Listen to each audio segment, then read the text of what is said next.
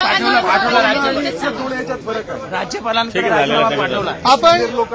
आपल्या सर्वांच्या माध्यमातून आम्हाला सर्वांना कळत आहे की धनंजय मुंडे मंत्री महोदय यांचा राजीनामा घेतलेला आहे।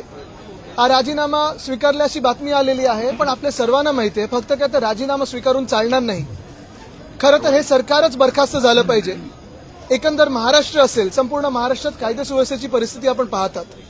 कुठे लहान मुलींवर अत्याचार, कुठे महिलांवर रेप होतो, मग तिथे गृहराज्यमंत्री बोलतात की हे सगळं शांततेत पार पडलं आणि म्हणून काही ऍक्शन करू शकत नाही। बसमध्ये एखादा रेप होतो आणि मंत्री सांगतात आता आम्ही अवेअरनेस आणि अलर्टनेसचे कॅम्पेन वाढवायचा प्रयत्न करतोय।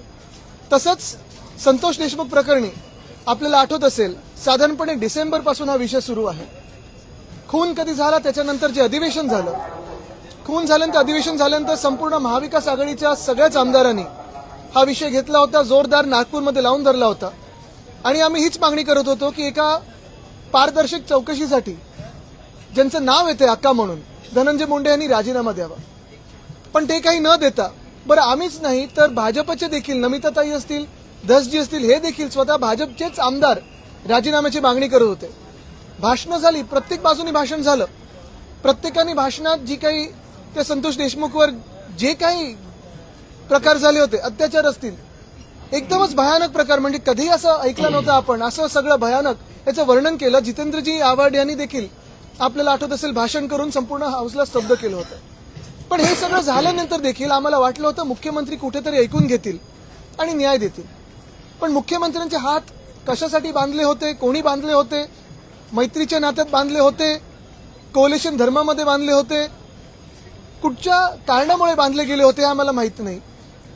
पण आम्हाला सांगितलं होतं त्यांनी की आम्ही न्याय देऊ, चौकशी लवकरच लवकर पूर्ण होईल। डिसेंबर संपूर्ण गेला, जानेवारी गेला, फेब्रुवारी गेला, आज मार्चमध्ये हे अधिवेशन सुरू झाल्यानंतर काल जे भयानक फोटो आलेले आहेत, मला वाटत नाही महाराष्ट्राने कधी अशी हत्या पाहिली असेल। सगळेच हादरून गेले, म्हणजे काल रात्री ते पाहताना देखील, व्हिज्युअल पाहताना देखील डोळ्यात पाणी होतं।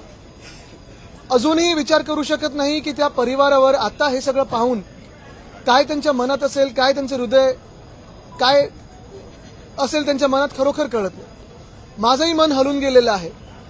आज आपण पाहतोय की महाराष्ट्रात एक तरुण सरपंच असेल, तो कोणाचा भाऊ असेल, कोणाचा मुलगा असेल, कोणाचे वडील असेल, सगळ्यात महत्व म्हणजे भाजपचे पण कार्यकर्ते होतच ना ते।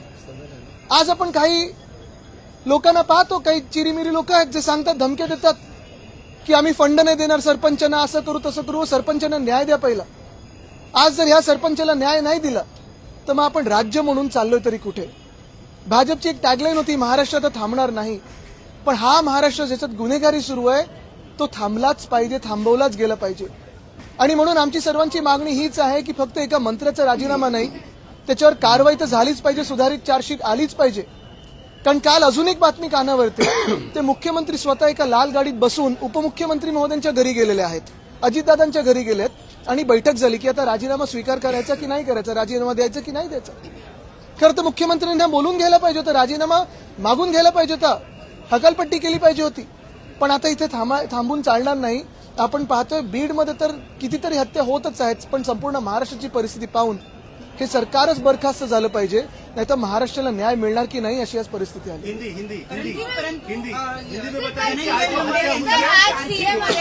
हेच मी सांगतोय, सुधारित चार्जशीट झाली पाहिजे, कारण आज सगळं कळतं ना, आपल्याच माध्यमातून सगळं कळतंय।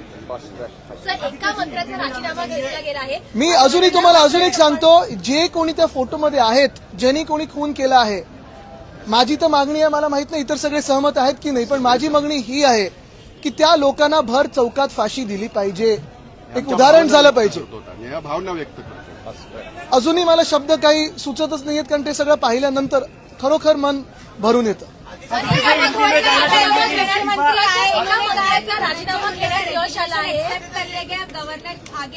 सिर्फ रेजिग्नेशन से बात बनती नहीं है, ये सरकार बर्खास्त होना चाहिए, क्योंकि अगर आप देखें तो महाराष्ट्र में पिछले कई सालों में, 2.5-3 सालों में जो कायदा सुव्यवस्था, कानून की परिस्थिति बनी है, बहुत ही खराब है, बहुत ही भयानक है।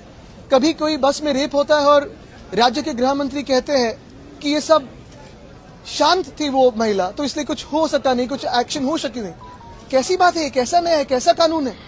अगर कोई एक्शन अभी आज ना ले, पूरी सरकार बर्खास्त ना हो, तो ये महाराष्ट्र में कौन इन्वेस्टमेंट के लिए आने वाला है, कौन रहने वाला है, कौन सी महिला या कौन सा पुरुष सुरक्षित है, ये हम सारे नागरिकों का विषय है, सिर्फ एक व्यक्ती की बात नाही. महायुती सरकारमधल्या पहिल्या मंत्र्याचा अशा पद्धतीनं राजीनामा बघा, आम्ही भाजपसारखे नाही होत की आता एक विकेट पडली, दुसरी विकेट पडली. आम्ही जे मागत आहोत ते सत्य गोष्टीवर मागत आहोत. जे फोटोज आले आहेत, ज्या काही परिस्थिती उद्भवलेल्या आहेत पूर्ण महाराष्ट्रामध्ये, त्याच्यावर राजीनामा मागत आहोत.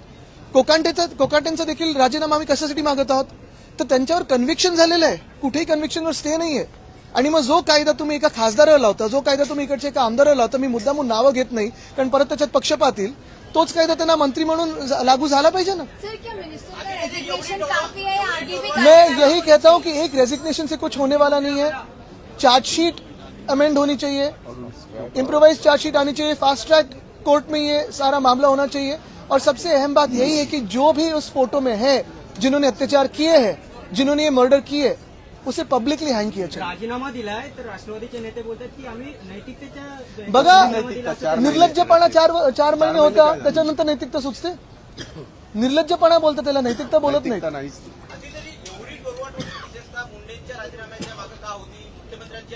मी हेच विचारतोय की 130 लोकांचं तुमच्याकडे बहुमत असताना, सरकार जास्ती आहे पण अर्थात स्वतःचे 130 लोक आहेत, एवढं सगळं असून तुम्ही स्वतःच्या पक्षाच्या कार्यकर्त्याला न्याय देऊ शकत नाही. हे हिंदू नव्हते, हे भाजपचे कार्यकर्ते नव्हते. म्हणजे जातपात धर्म नसेल बघायचं तरी भाजपच्याच दृष्टिकोनातून बघायला गेलं तर मग नक्की हे कोण होते की तुम्ही ह्यांना न्याय देत नाहीयेत. जर भाजपच्या कार्यकर्त्यांना, आज मी खास करून भाजपच्या आणि संघाच्या कार्यकर्त्यांना देखील आपल्या माध्यमातून विचारत आहे की आज आपले मुख्यमंत्री आहेत, आपण एवढी मेहनत केली, सरकार आणलं, आणि हे सगळं करून जर तुमच्याच एक सहकारी त्याचं हत्या होत असेल आणि मुख्यमंत्र्यांचे हात कोणीतरी बांधत असेल तर हे तुम्हाला तरी योग्य वाटतं का? खरं तर मुख्यमंत्री जे स्वतः गृहमंत्री आहेत त्यांनी राजीनामा दिला पाहिजे. कारण मुख्यमंत्र्यांकडे जो काल तुमच्याकडे फोटो आलाय ब्लॅक अँड व्हाईट, पोलीस यंत्रणा एवढी कडक असते, एवढी पोचलेली असते की हा फोटो मुख्यमंत्र्यांकडे दुसऱ्या दिवशी पोचला असेल, हा फोटो कलर फोटो असेल, सगळी माहिती असते. मी पाहिलंय सीएम ऑफिस कसं चालतं, आणि देवेंद्रजींची तर सीएम ऑफिसची ताकद तुम्हाला माहिती आहे. आमच्या फोनवर काय आहे पण त्यांना माहिती असेल. सगळं पेगसस वगैरे तुम्ही राजकीय नेत्याच्या मागे लावता, तुम्ही विरोधी पक्षाच्या मागे सगळी यंत्रणा लावता. त्यापेक्षा कायदा सुव्यवस्था ठीक करण्यासाठी यंत्रणा लावा कधीतरी. आणि म्हणून माझी मागणी ही आहे की देवेंद्र फडणवीसजींनी मुख्यमंत्री आणि गृहमंत्री म्हणून राजीनामा दिला पाहिजे. मला वाटतं सगळं सहमत असतील. गृहमंत्री म्हणून हे देवेंद्र फडणवीसांचं की इतक्या आधी यायला हव्या होत्या त्या गोष्टी आता समोर आलेल्या आहेत किंवा आणलेल्या. बघा, आता आपल्याला एक गोष्टी कळायला लागल्यात ना. गेल्या 2-3 महिन्यात किती घटना झाल्यात, आणि मग त्यांचे जे राज्यमंत्री आहेत त्यांचे तुम्ही स्टेटमेंट पाहिलेले आहेत. एवढा भयानक प्रकार महाराष्ट्रात कधीही झाला नव्हता. आणि म्हणून मी पुन्हा एकदा सांगेन, जर हे थांबवायचं असेल तर हे सरकार बरखास्त झालं पाहिजे. सर, अजितदादा